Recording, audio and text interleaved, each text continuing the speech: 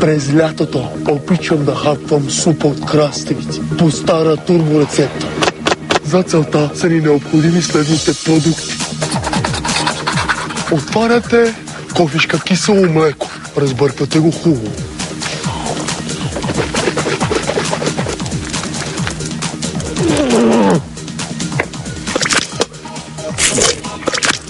И го изсипате в една купа.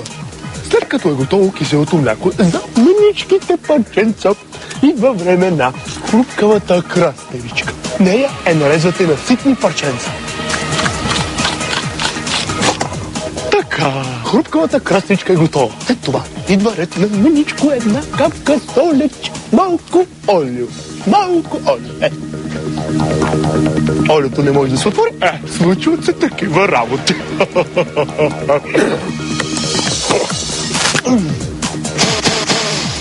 Стига толкова, не трябва да се преувеличава. Идва ред на малките подправчици. Стриваме подправките на ситни парченца, това е задължително. И накрая идва ред на чесънчето. Слагаме щипчица сол. Накрая трапезната водичка. Разбърквате обилно. И сега да пробваме какво сме сътворили.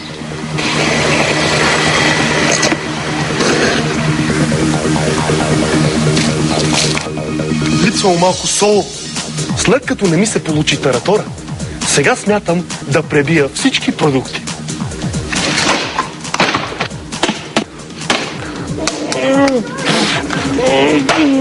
Умри от сол.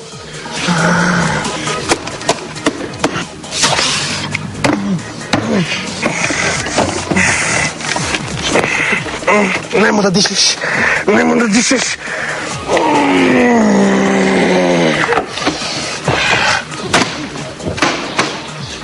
Следващия път не пити дали ще правим таратор.